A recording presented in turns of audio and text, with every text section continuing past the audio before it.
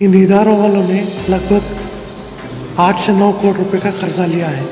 वक्फ के साथ जुड़ी हुई प्रॉपर्टी को इन्होंने गिरवी रखा है। वक्फ की जो जगह है, मैसूर का जो कदीम ईदगाह है, उसकी जगह जो 99 साल के लिए लीज पर दी गई थी, उस जगह को इन्होंने बैंक में गिरवी रखकर पैसा लिया है कि उनके ऊपर क्रिमिनल केसेस डाला जाए। तो सर वक्त के कई सारे स्कैम्स बाहर आ रहे हैं कुछ दिनों से, कुछ उसके ऊपर कुछ सीरियस एक्शन लिए जाए। और वक्फ की जिम्मेदारी हम हमारी जिम्मेदारी से दूर नहीं जाना चाहते। जो हमारे सामने आता है उसके ऊपर सख्त से सख्त कार्रवाई करने की। अगर कोई वक्फ के साथ गैर गलत भी कर रहा है या किराया भी बाकी रख रहा है तो उसके ऊपर क्रिमिनल केसेस डालने का हमें है ना इख्तियार दिया गया है। कैंप्स की बात कर रहे हैं हम। इसमें अनवर माटपड़ी का एक रिपोर्ट आया है जिसमें मेरा नाम भी डाले हैं। तो सिर्फ इल्ज़ाम लगाकर आवाम के सामने सियासी एतबार से हमें ख़त्म करने की साजिश है। ये जितने भी नाम उसमें लिए गए हैं, एक इंक्वायरी होने दो। इंक्वायरी के बाद दूध का दूध पानी का पानी होगा, सच्चाई बाहर आएगी, चाहे वो मेरे पार्टी का हो या किसी और पार्टी का हो। जनाब रोशन बेग साहब को भी है ना हिरासत में लिए हैं। सच्चाई जब तक बाहर नहीं आती किसी के बारे में बात करना भी लाजमी नहीं है। तो गौर गरीब है, उन लोगों की बदवा किसी को भी। मैं हूं सैयद नूरान और आप देख रहे हैं आपकी आवाज़। आज हमारे साथ एमएलए और former minister of government of Karnataka mister Tanveer Sait हमारे साथ हैं। चलिए उनसे बात करते हैं। सर वेलकम टू आपकी आवाज़। सर पहले तो जो भी स्कैम हुआ है आपकी प्रॉपर्टी में, तो उसके बारे में हमारे व्यूअर्स को तफसीलात बताइए। देखिए, स्कैम तो मेरी प्रॉपर्टी कोई नहीं है। ये एक मुस्लिम एजुकेशन इंस्टीट्यूशन मैसूर में रिफाल मुस्लिम एजुकेशनल ट्रस्ट, इन इदारों वालों ने लगभग 8 से 9 करोड़ रुपए का कर्जा लिया है। कर्जा लेने के वक्त वक्फ के साथ जुड़ी हुई प्रॉपर्टी को इन्होंने गिरवी रखा है। 2015 में पेपर नोटिफिकेशन आने के बाद इस बात को हमारे सामने लाया गया कि वक्फ की जो जगह है, मैसूर का जो कदीम ईदगाह है, उसकी जगह जो 99 साल के लिए लीज पर दी गई थी, उस जगह को इन्होंने बैंक में गिरवी रखकर पैसा लिया है। तो सर क्या ये वक्त क्या जिम्मेदारी नहीं थी कि उस जगह को मॉनिटर करें, उसके बारे में तफसीलात लें, उन लोगों को मॉनिटर करें, पूछें कि वो क्या कर रहे हैं क्या नहीं? तो क्या वक्त इस सारी चीज़ों में पीछे रह गई? चीज़ क्या है कि हमारे पास 36,000 वक्फ के इंस्टीट्यूशंस हैं, लगभग 40 पर 8,000 वक्फ के प्रॉपर्टीज़ हैं। तो हर इदारा अपने तरफ इंडिपेंडेंट है। कमेटी बनाई जाती है, कमेटी की निगरानी में वक्फ की जायदाद की रखवाली होती है। तो यहाँ पे है ना वक्फ की जायदाद लीज पे दी गई थी। तो लीज पे देने की वजह से हमारा वहाँ पे है ना ज़्यादा रोल नहीं था और इन्होंने वक्फ का नाम कहीं नहीं लिखा है।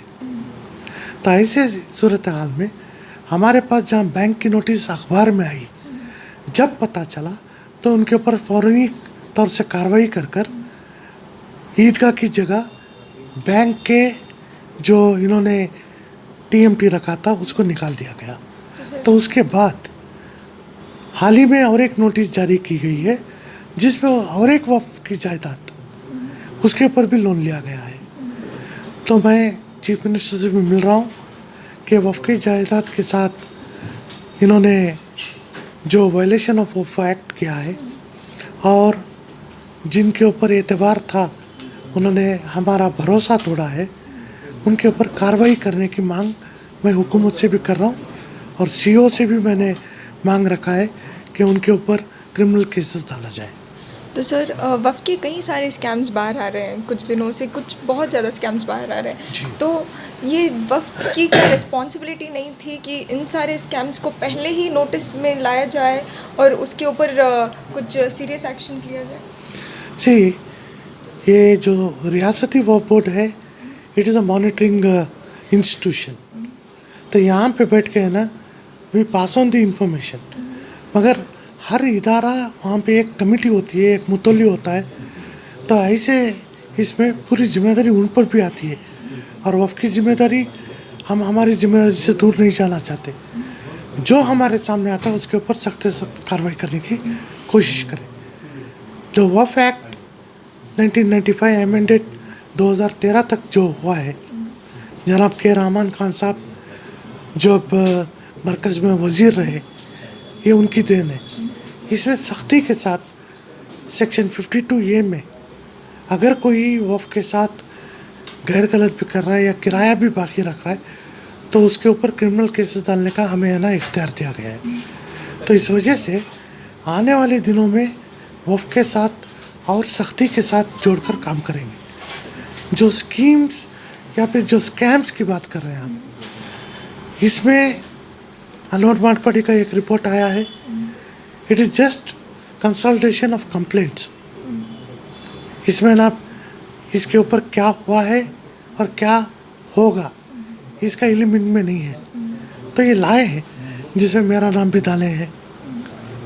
तो मैं बोलता हूँ कि है ना, जिस तरीके का भी इंक्वायरी होना है, इंक्वायरी के बाद इसमें यह साफ जाहिर होगा कि कौन इसमें शामिल है कौन नहीं है। ये सिर्फ सियासी एक मकसद को सामने रखकर कंप्लेंट्स को एक इकट्ठा कर कर रिपोर्ट बना कर देना ये बड़ी बात नहीं है। तो इसमें हमारे ऊपर भी एक जिम्मेदारी है। तो सिर्फ इल्ज़ाम लगाकर आवाम के सामने सियासी एतबार से हमें ख़त्म करने की साजिश है ये। तो मैं समझता हूँ कि जितने भी नाम उसमें लिए गए हैं, एक इंक्वायरी होने दो। इंक्वायरी के बाद दूध का दूध पानी का पानी होगा, सच्चाई बाहर आएगी। अगर किसी भी तरीके से अगर कोई इसमें शामिल है तो उसके ऊपर माफ़ी नहीं है। तो सर, अब जो ये प्रॉपर्टी जो बाहर आई है स्कैम के तौर पर, उसका ऑक्शन बहुत जल्द होने वाला है, तो आपके क्या मेजर्स होंगे इस ऑक्शन को बचाने में? देखिए, हमारी पूरी कोशिश हुई है। बैंक के टॉप ऑफिसर से भी हमारी बात हुई है। सीईओ के ज़रिए हमने है ना ईमेल के ज़रिए बैंक के ऑफिसर्स को आगाह किया है और इन पर्सन नोटिस भी जारी की गई है और लीगल नोटिस भी जारी करने वाले हैं। हमारी कोशिश पूरे तौर से हो रही है। अगर एक बात से अगर किसी भी तरीके से कि ऑक्शन रुकता नहीं तो उसके बाद भी ना ज़रिए ये है कि हमें है ना कोर्ट के ज़रिए है ना हमारी चीज़ को बरकरार बहाल वफ़ को वफ़ के तरीके से महफूज रखेंगे। तो सर, आपकी पार्टी के ऐसे बहुत सारे लोग हैं जो अब फ़िलहाल या फिर अरेस्ट हो चुके हैं या फिर अब्सकॉन्ड हो चुके हैं। For example ex mayor Sampath Raj और जाकिर जी, तो उनके बारे में आपका क्या कहना है? तो डीजे अली का मामला है। हमने कमिश्नर ऑफ पुलिस से भी हमने एक खुतूत में मिले, उलमाए कराम और बहुत सारी तंजीमों को साथ लेकर जाकर मिले। वहाँ जो आवाम के साथ जो ज़्यादती और तकलीफ़ें पेश होती थी उसके मद्देनज़र भी बात हुई। और जब भी हमने यही बात कहा कि इसमें कौन है, ये हमारे लिए, चाहे वो मेरे पार्टी का हो या किसी और पार्टी का हो। तो सर, एक और चीज़, हाल ही में रोशन बेग का भी अरेस्ट हुआ और उसके बाद एक IPS ऑफिसर के ऊपर भी स्ट्रिक्ट कार्रवाई चल रही है, तो उसके बारे में आपका क्या कहना है? ये हाईवे का मसला जब से आया, बहुत सारे लोगों को है ना पूछताछ के लिए भी बुला के गए थे। एक IAS ऑफिसर को सस्पेंड भी किया था, वो फांसी लेके है ना एक मर गया, और एक IAS ऑफिसर जिसके ऊपर है ना इंक्वायरी चल रही है। अभी हाल ही में जनाब रोशन बेग साहब को भी है ना हिरासत में लिए हैं।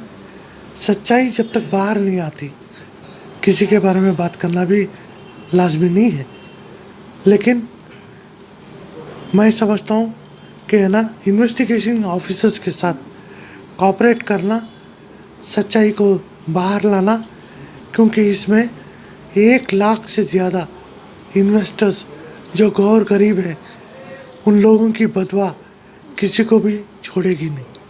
तो इस वजह से सच्चाई बाहर लाना है। तो सर, आपको क्या लगता है, लोगों को उम्मीद बनाए रखनी चाहिए कि उनके जो इन्वेस्ट किए हैं पैसे वो वापस आएंगे उन तक? जहाँ खून पसीने का पैसा है, हक हलाल का पैसा है, ये कहीं नहीं जाएगा। कोशिश हर तरीके से हो रही है ऑफिसर्स को मुकर्रर किए गए हैं। आज 25 तारीख से फॉर्म्स भी है ना निकले हैं, और जो लोग बेंगलुरु के अलावा बाहर है उनके लिए भी है ना ऑनलाइन का इंतज़ाम किया गया है। सिंपल सा फॉर्म है, आधार कार्ड नंबर, उनका जो IMA का नंबर है और कितना पैसा डाले हैं।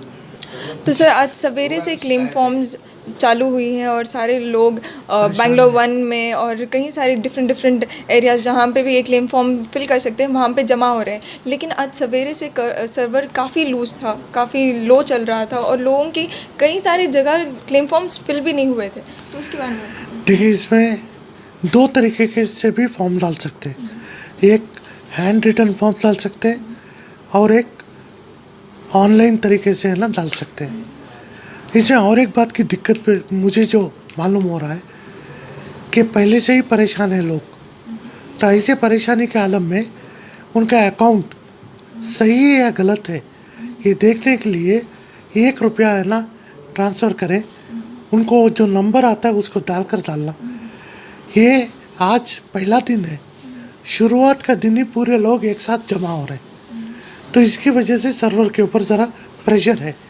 तो मैं इस ताल्लुक़ में हर्ष गुप्ता से भी फिर से मैं बात करता हूँ कि सर्वर को ज़रा अपग्रेड कर लोगों को ये परेशानियों को दूर करने के लिए क्या कर सकते हैं, ये मैं कोशिश करता हूँ। सर हर्ष गुप्ता जी ने काफ़ी सिंपल डॉक्यूमेंट्स कहा है, लेकिन उसका प्रोसीजर काफ़ी डिफ़िकल्ट है, तो उसको और सिंप्लीफाई नहीं कर सकते?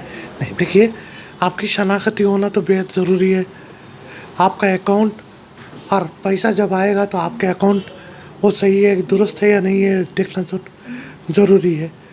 तो साथ में क्रॉस वेरिफिकेशन है कि तुम्हारे पास IMA का कस्टमर ID एक है और कितना पैसा डाले हैं, और तुम्हारा ये क्लेम करने के बाद IMA में तुम्हारे नाम से उतना पैसा रखा है या नहीं है ये भी देखना ज़रूरी है।